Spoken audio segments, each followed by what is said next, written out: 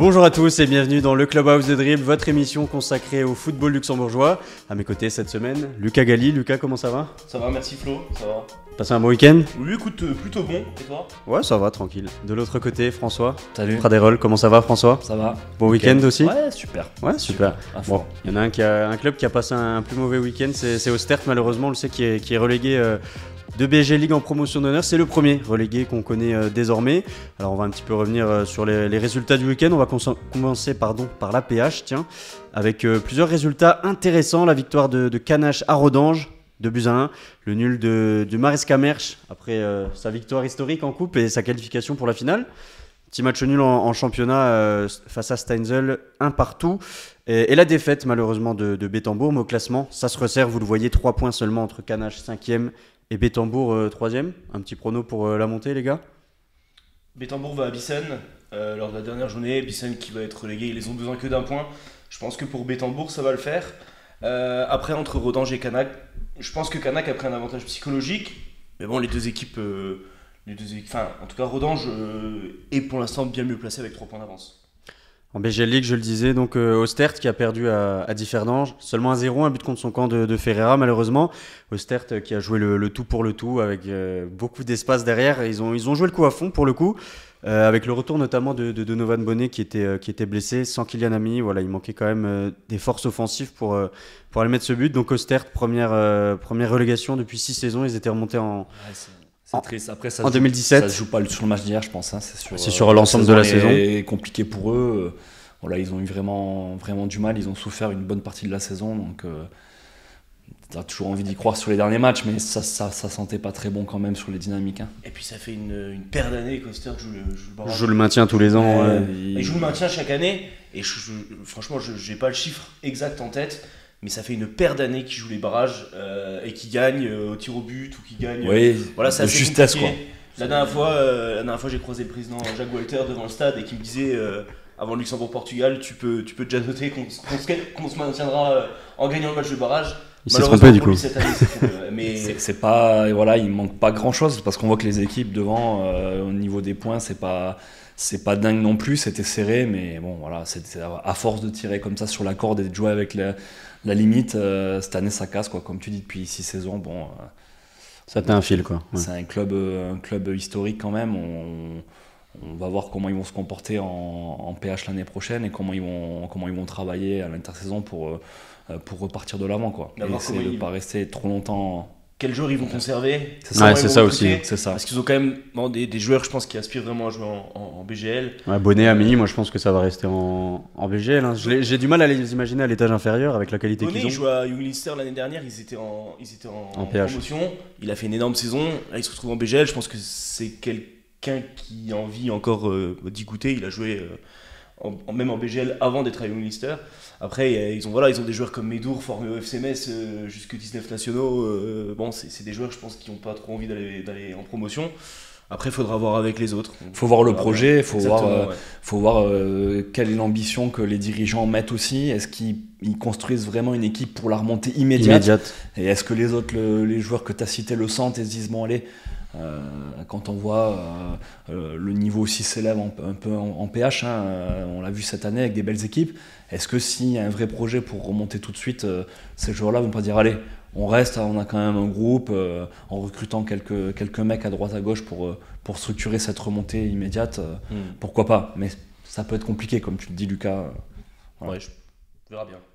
L'autre info du week-end, c'est Dudelange qui perd sa 2e place après son match nul contre Vils, 1-1. Ouais. Et dans le même temps, le Progrès qui s'est imposé 1-0 à Mondorf. Repris à la 96e minute Dudelange. Par un but de Loussala, c'est ça, ouais. Et donc le Progrès qui dans le même temps remporte sa 22e victoire de la saison. C'était prévisible. Ça fait un moment que Dudelange va quand même un peu moins bien. Le coach Fanguero a à sa disposition, on va dire, entre 14 et 16 joueurs pour jouer une saison complète de BGL.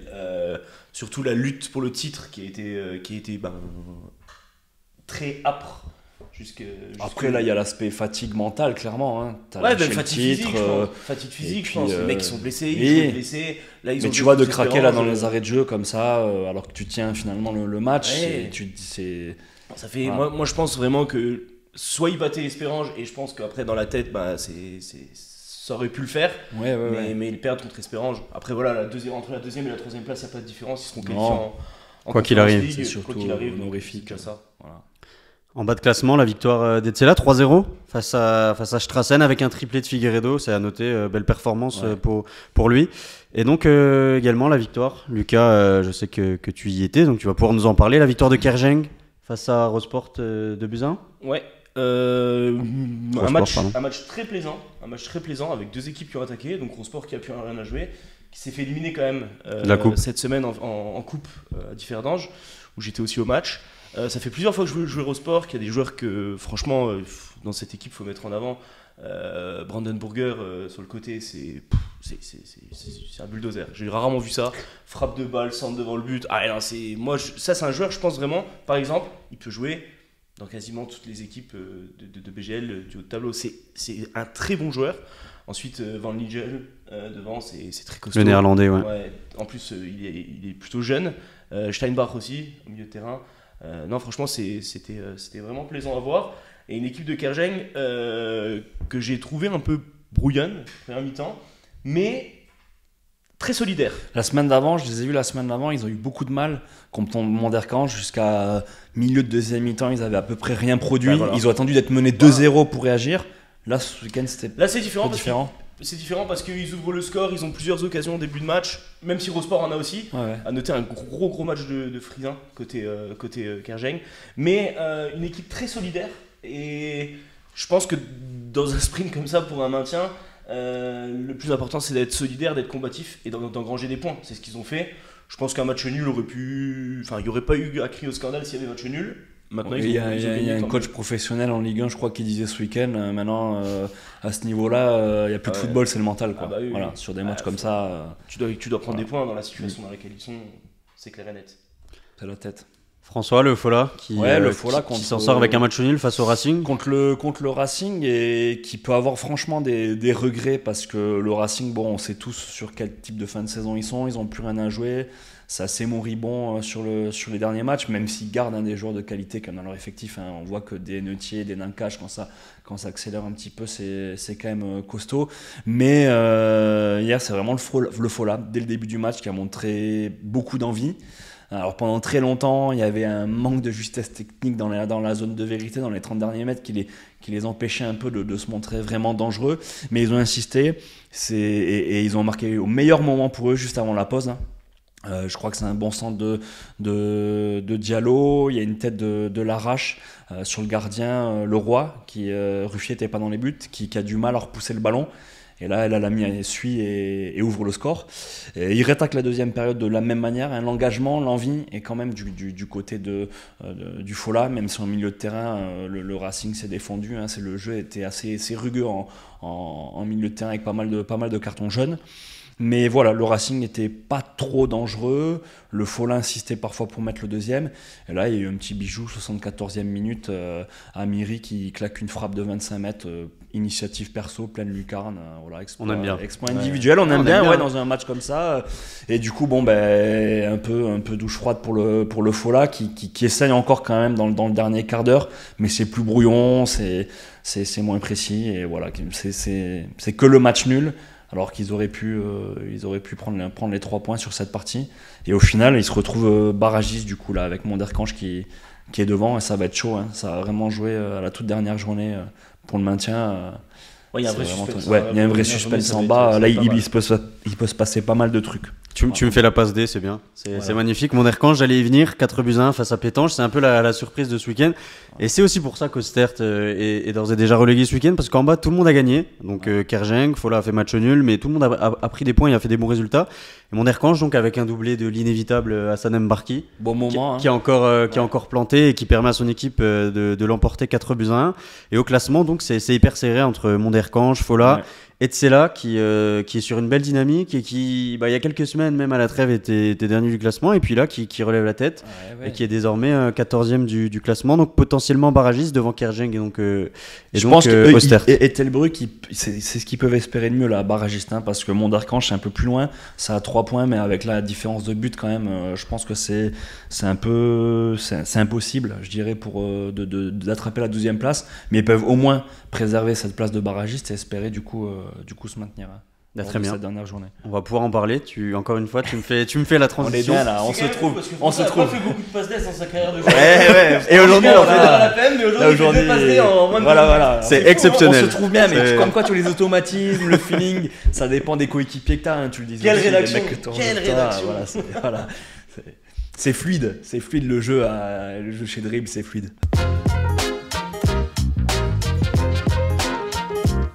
Bon allez les gars, c'est l'heure de se mouiller, donc on le disait, c'est hyper serré en bas du classement parce qu'en haut voilà, tout est joué, on connaît les 3 Européens, mais là maintenant en bas du classement ça se corse et ça se resserre et c'est l'heure de vous mouiller. Donc Ostert est d'ores et déjà relégué en promotion d'honneur, mais selon vous, qui va accompagner Ostert? Donc on le rappelle, hein, deux relégués, 2 barragistes qui joueront après la dernière journée dans quelques jours.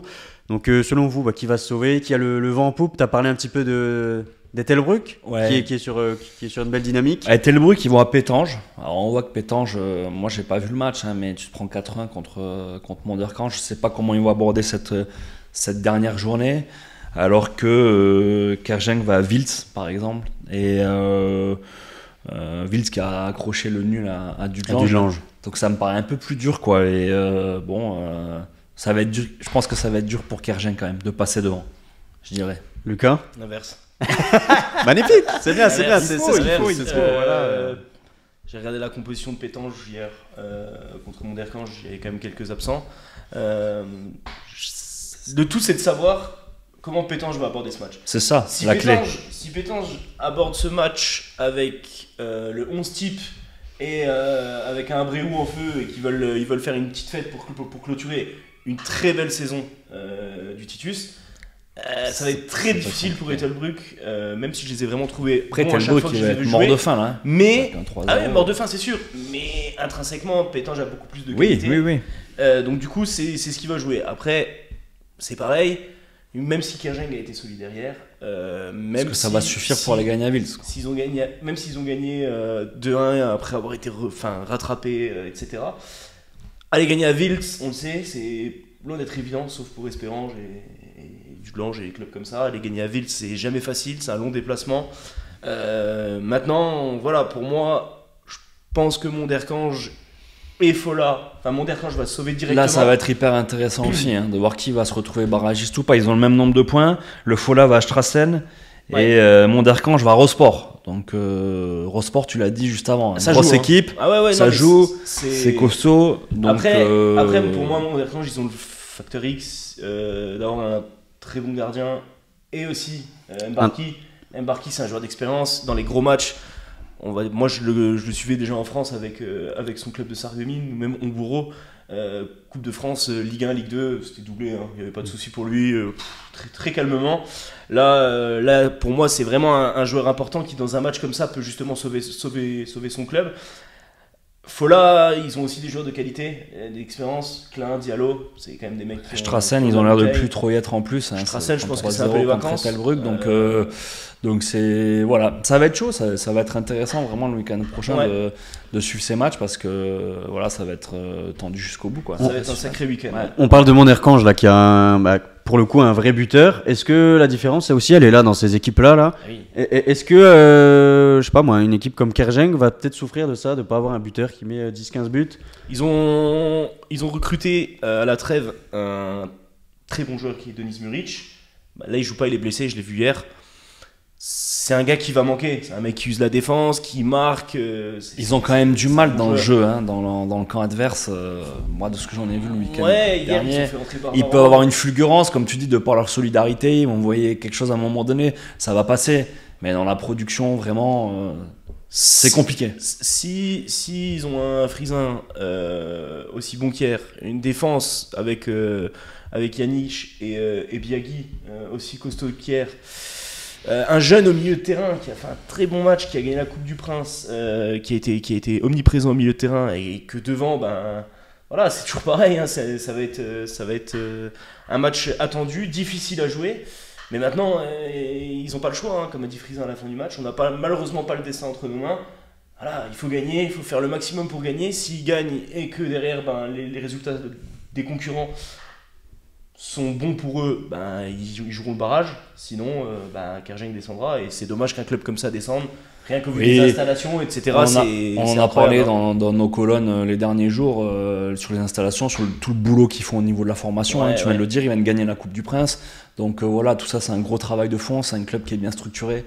Donc c'est vrai que ça serait vraiment dommage qu'un club qui bosse comme ça descende, quoi. Donc avantage quand même Monderkange et Etzela. Est-ce que un Monderkange, et Fola plutôt, mais justement le Fola qui était depuis la reprise en début d'année 2023 était sur une belle dynamique. Là on a un peu perdu cette dynamique. Moi je peux pas te dire qui entre Fola et Monderkange va se retrouver barragiste ou pas le week-end prochain.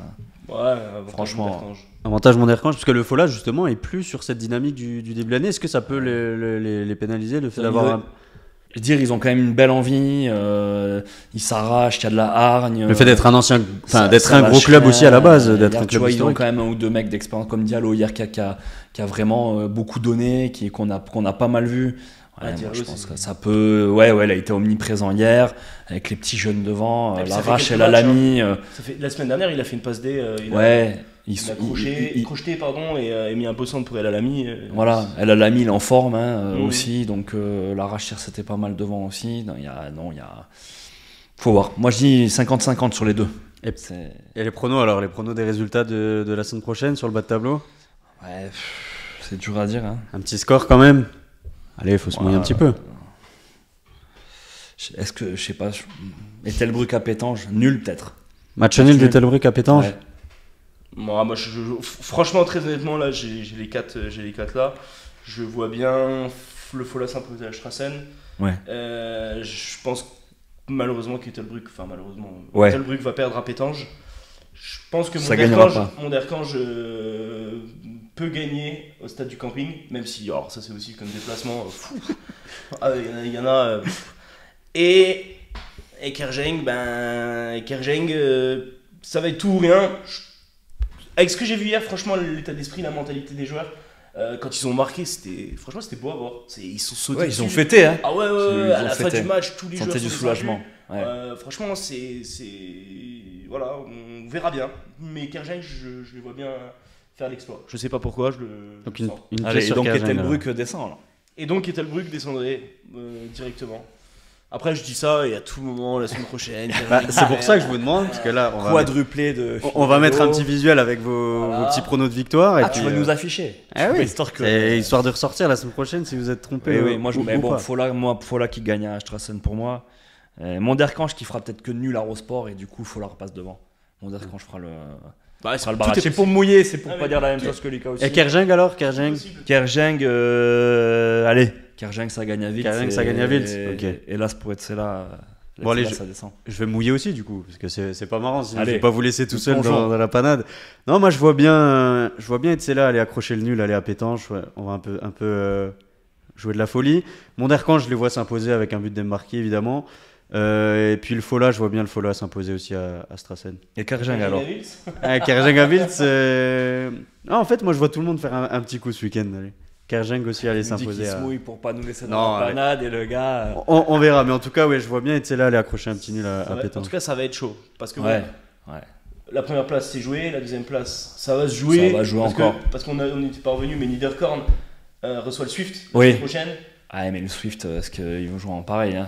Ça fait une nuit à la jeunesse là. Donc, du coup, est-ce que la deuxième et la troisième place c'est joué? Bon, après, c'est pas très très important. Par contre, le maintien en bas, ça joue tout. Hein. Ça joue les barrages, le maintien direct. Il y a peut-être des mecs qui vont lever le pied pour être en forme sur la piste de danse au dribble d'or. Quoi. Tu vois, faut... Encore une 3 passes décisives de François dans un même match. Je pense qu'on a jamais vu ça. Hein. Tous ces entraîneurs peuvent témoigner. On n'a jamais vu ça. Si regarde la vidéo, je suis à la recherche d'un club.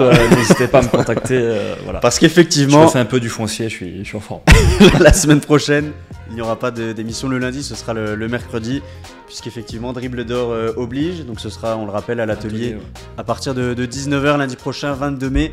Vous pourrez retrouver donc sur nos réseaux sociaux toutes les infos des lauréats qui a remporté le prix notamment du meilleur joueur de BGL League. Et là aussi, il y a eu énormément de suspense sur les votes dans toutes les catégories. Dans toutes les catégories, meilleur entraîneur, meilleure joueuse, meilleur gardien, meilleure gardienne, voilà. Donc vous saurez tout ça lundi prochain. Grosse soirée du football luxembourgeois. Grosse soirée pour élire tout ça et pour récompenser un petit peu tout le monde le 22 mai à l'atelier. Vous pouvez suivre ça donc sur nos réseaux sociaux, sur notre site internet. Et puis évidemment, pensez à vous abonner, pensez à nous laisser un petit commentaire à la suite de cette émission. Puis on vous dit à la semaine prochaine. Salut. Ciao, ciao. Ciao, ciao. Ciao.